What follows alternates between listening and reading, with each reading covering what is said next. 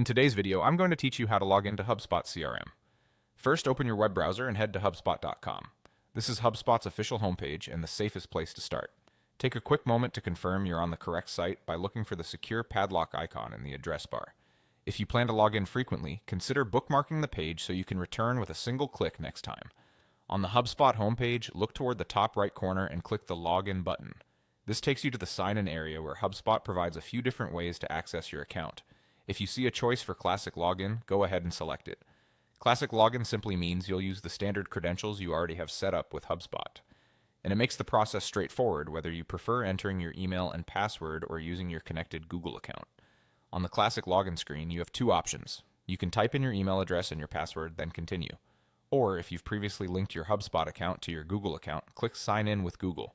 Use the option that matches how your account was set up.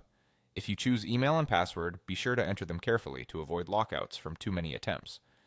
If you ever forget your password, you'll find a reset link right on this page. If you choose Sign In with Google, a Google window will appear asking you to pick your Google account. Select the correct account you've linked to HubSpot. If prompted, complete any two-factor authentication steps that Google or your organization requires. When that's finished, you'll be brought right back to HubSpot and automatically signed in. After a successful login, you'll land on your HubSpot homepage or dashboard. Depending on your permissions, you may see recent activity, contacts, deals, or your marketing tools. If your user has access to multiple HubSpot accounts, HubSpot may ask you which account or workspace you want to open. Just choose the one you need and continue. A couple of quick tips to wrap up. If the Google pop-up doesn't appear, make sure your browser allows pop-ups for HubSpot.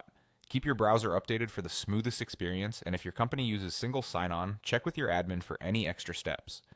That's it, you're now logged in and ready to work inside HubSpot CRM.